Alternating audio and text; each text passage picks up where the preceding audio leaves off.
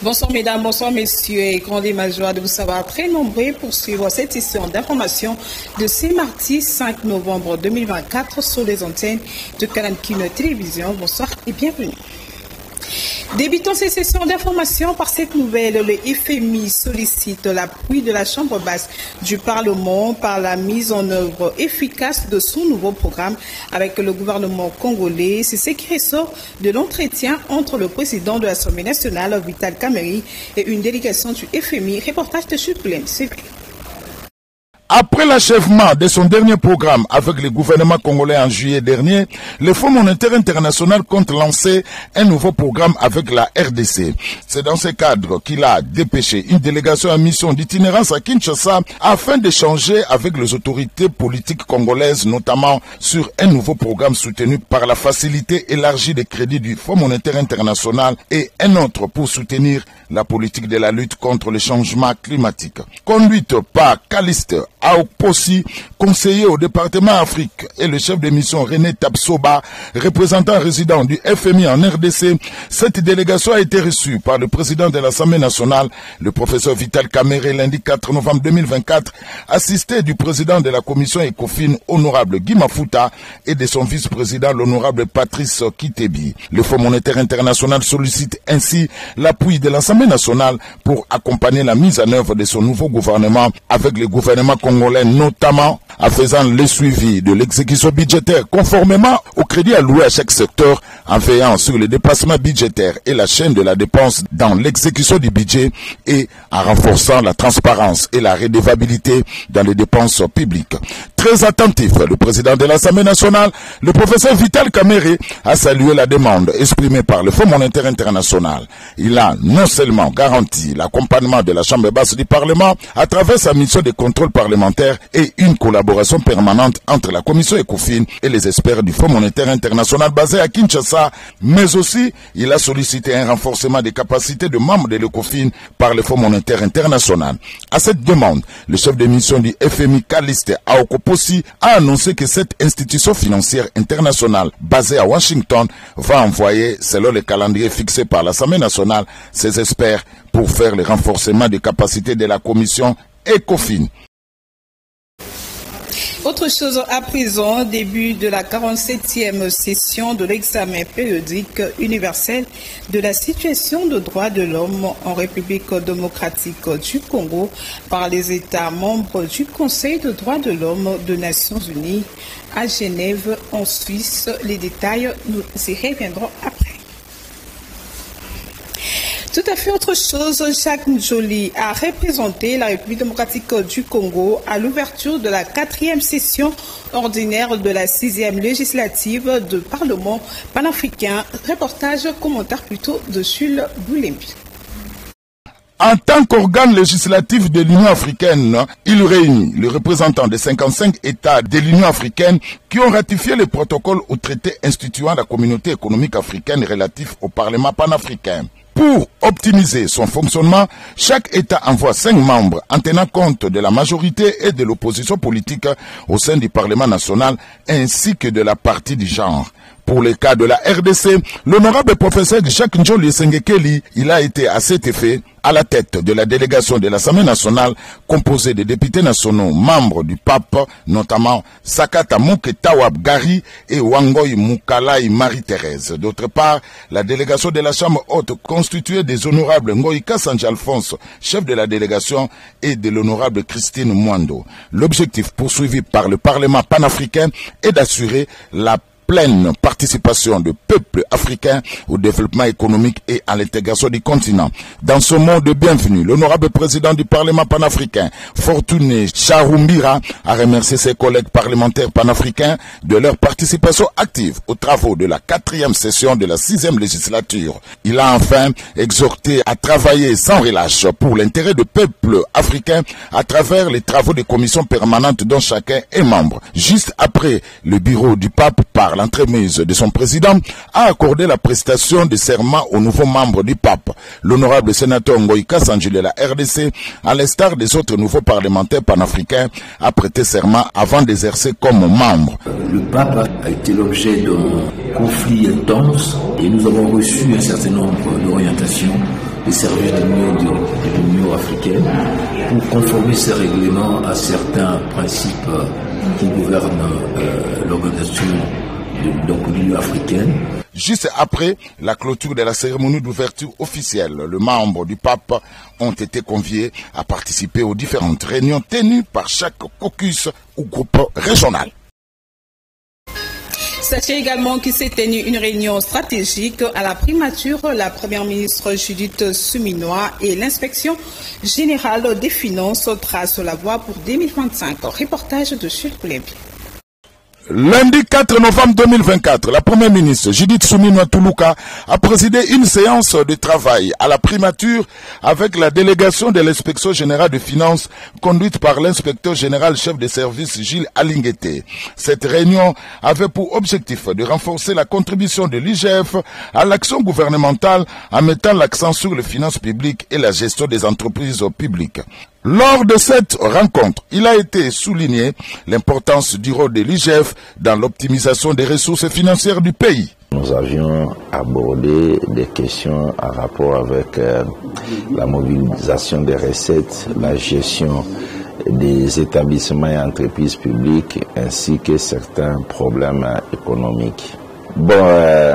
Nous avions suivi les débats. Nous, en tant qu'Inspection générale des finances, service d'audit placé auprès de l'exécutif, nous avions vu ce que nous devons faire, qu'est-ce que nous devons mener comme action pour que le budget 2025 puisse être une réussite. Et c'est aussi parmi les préoccupations que nous avions partagées avec l'autorité, quelle peut être notre contribution à la bonne exécution du budget de l'exercice 2025, aussi bien du volet rationalisation de la dépense publique que mobilisation des recettes. Cette séance de travail a permis de poser les bases d'une collaboration renforcée entre le gouvernement et l'IGF. La première ministre a exprimé sa volonté de travailler main dans la main avec l'IGF pour garantir une gestion rigoureuse des finances publiques.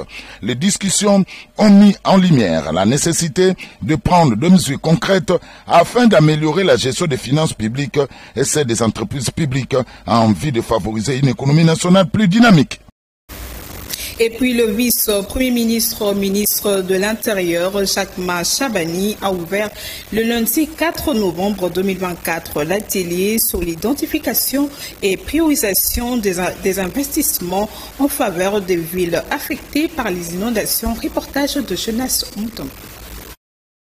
Au cours de cet atelier, les experts multisectoriels vont élaborer une stratégie de réduction de risques de catastrophes qui va mettre en place des mécanismes nationaux et locaux pour la matérialisation de la gestion des risques de catastrophes qui, du reste, bénéficient du financement de la Banque mondiale à la hauteur de 200 millions de dollars sous la coordination du ministre de l'Intérieur, Sécurité, Décentralisation et Affaires coutumières. Ce cadre permet de réduire les chocs socio-économiques liés au changement climatique en sélectionnant les villes d'intervention touchées par les inondations, à savoir la ville de Kinshasa, Kalemi, Uvira, en vue de renforcer la préparation aux situations d'urgence et des capacités de réponse, d'améliorer les systèmes d'alerte précoce pour enfin renforcer la résilience des infrastructures essentielles.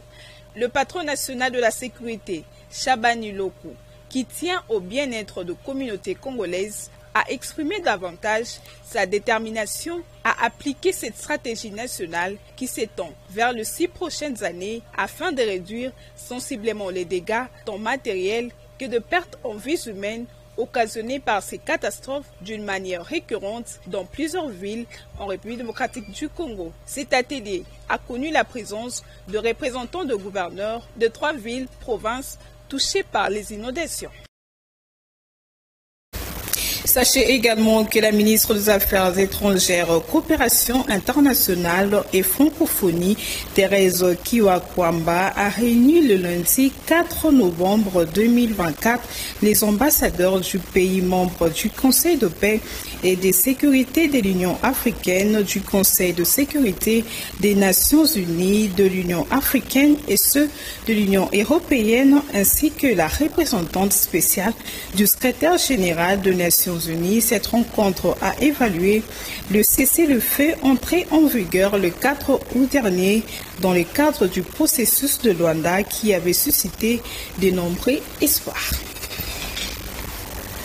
Quittons Kinshasa pour parler cette fois-ci la province du Lualaba. Il s'est lancé la 3e édition du programme de bourse Excellencia par la première dame Denise Nyakeru Tshisekedi de la province du Lualaba où 547 jeunes ont bénéficié de ces bourses académiques. Suivez.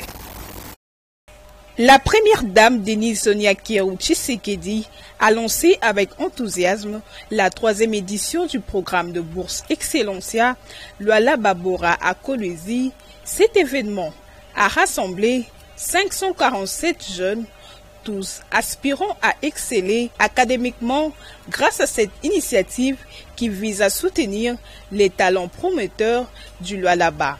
Dans son discours, Denise Nyakeru a exprimé sa fierté de voir ces programmes se déployer de plus en plus, en rappelant que la plus grande richesse de notre chère patrie est sa population et particulièrement sa jeunesse.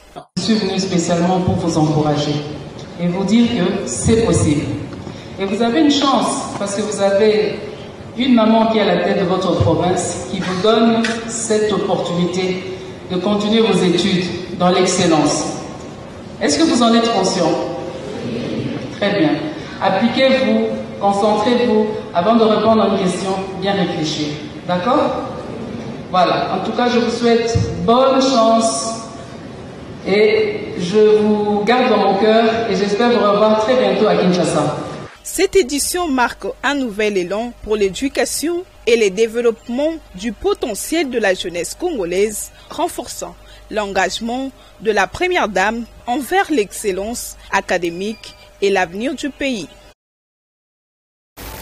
Parlons politique à présent. Le président interfédéral du mouvement de libération du Congo, Valentin Guérengo, a déprécié le propos tenu par le député national Eliezer Ntambwe lors de l'élaboration du projet du budget 2024-2025 à l'hémicycle du Palais du Peuple. Selon Valentin Guérengo, Eliezer Ntambwe ne maîtrise pas les textes. Il est donc passé à côté de son buzz. Reportage de Mario Ambongo et V. Mbata.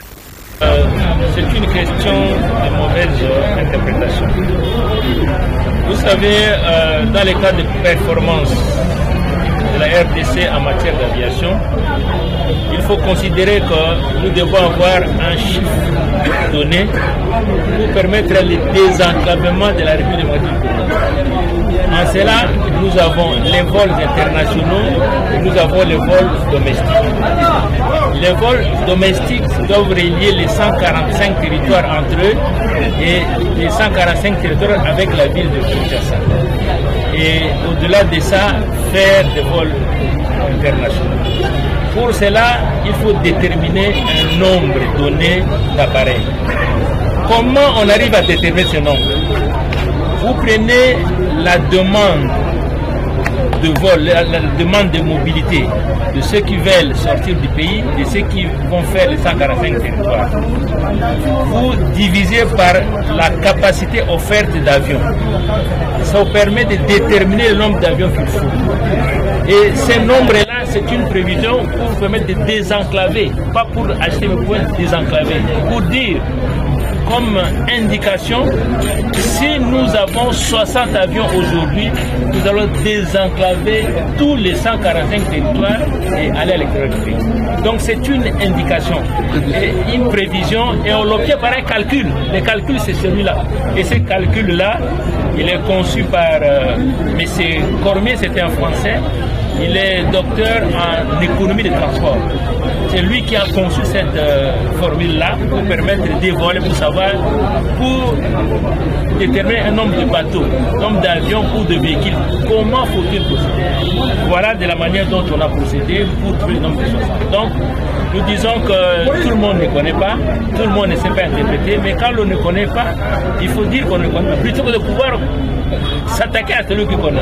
Parce que ces prévisions qui sont écrites n'ont pas d'explication telle que je vous montre. S'il y avait ces explications, il n'allait pas prendre le micro et dire ce qu'il a dit. Mais je l'aide à comprendre. S'il va suivre cette interview, il comprendra. Et les tenanciers de pharmacie dans la commune d'Endjili ont entamé le lundi 4 novembre 2024 un mouvement de grève en vue de faire face à toutes les tracasseries qui leur sont infligées par certains agents du service de l'État sans pour autant détenir un document officiel et authentique. Reportage de Chemima Massama. C'est depuis le lundi que plusieurs pharmacies au sein du quartier Ndjili 8 et 9 sont restées fermées, alors que les populations attendent acheter les médicaments. Au dire de certaines personnes, le toilettage initié par le ministre provincial de la Santé a commencé à porter des fruits. Plusieurs pharmacies ainsi que des zones de santé ne sont pas en règle. La ville de Kinshasa, qui compte plus de 20 millions d'habitants, a du mal à nettoyer ce secteur de pharmacie et de zones de santé. Au dire encore de certaines personnes, cette purge doit certainement assainir ce secteur pour apporter une certaine sérénité dans le secteur de la santé publique ici dans la ville provinciale de Kinshasa. Et toujours dans les cadres de l'opération Coup de poing à travers la ville de Kinshasa, que le bourgmestre de la commune mère de Kinshasa, Bienvenue Mbalibi Mfama, a effectué une visite d'assainissement sur les deux avenues du quartier Boyoma, à savoir Bolobo et Songololo, le samedi 2 novembre 2024. Reportage de Nancy Mianda et Chemingo Kassiama. Les bourgmestres de la commune de Kinshasa, habitués d'être sur terrain, Bienvenue Mbalibi Mfama, accompagnés de chefs du quartier, les élus de la commune de Kinshasa, éboueurs, brigadiers et d'autres, le numéro 1 de la commune de Kinshasa a effectué une visite d'assainissement ce samedi 2 novembre 2024 sur les avenues Songololo, Bolobo, au quartier Boyoma, dans la commune de Kinshasa, de construction anarchique. Des maisons construites sur les caniveaux qui empêchent l'eau de bien circuler normalement, a déclaré le bourgmestre Mbalibi devant sa municipalité.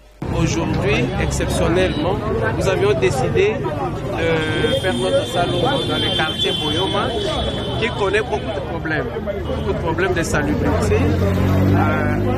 à cause notamment des mauvaises constructions, des constructions anarchiques. Vous avez vu avec moi comment les gens ont érigé des maisons sur la canalisation d'eau, sur les caniveaux. Et on a difficile à curer ces caniveaux-là parce que c'est dans des parcelles des gens. Nous allons donc faire le rapport à l'autorité pour rechercher des solutions, notamment obtenir l'arrêté de démolition pour démolir toutes ces constructions anarchiques afin de permettre que le quartier puisse vivre dans la quiétude. Il faut noter que la commune de Kinshasa compte 7 quartiers, à savoir Mongala, Djalo, Aketi, Pende, Ngwaka, Madimba et Boyoma. Le patron de la municipalité de Kinshasa doit redorer l'image de la commune de Kinshasa, mais ensemble avec les populations pour rendre Kinshasa plus belle. Et en société, une tête d'érosion s'est créée non loin du quartier Badiading suite à la pluie qui s'est abattue ce mardi 5 novembre à travers la capitale. Au reportage de Bénédicte Diavangama rendu par Mario Ambangosebe. Les véhicules ne peuvent plus passer sur la nationale numéro 1, Kinshasa-Matadi, à hauteur de l'arrêt Zappé, à quelques mètres après Lupen, avant de joindre le camp Badiading. Une bonne partie du macadam et de son sous-sol ayant été écroulés par la pluie diluvienne de ce mardi. Les taxis et taxibus se limitent ou partagent de part et d'autre de la partie endommagée. Impossible aux véhicules en provenance de Matadi et autres quartiers comme la Cité Verte et Cité Maman Boutou d'arriver du côté de l'Université nationale pédagogique UPEN. Plusieurs maisons sont menacées. Aussi, l'urgence s'impose et il faut faire vite. Nous sommes pendant la saison des pluies. Pour l'instant, plusieurs populations de ce coin auront du mal à joindre leur destination, soit du côté de l'UPEN, soit du côté de Cité Verte. Cet éboulement permet honnêtement de réveiller le ministre de l'ITPR qui peine à réhabiliter les grandes artères et aussi les élus provinciaux qui ont oublié leur base. Sans oublier le gouverneur qui pour l'instant ne s'occupe que de quelques caniveaux. Et en sport, le basketball sur fauteuil de la République démocratique du Congo et la République centrafricaine sont qualifiés pour la CAN en Libye. Commentaire de Jules Boulépi.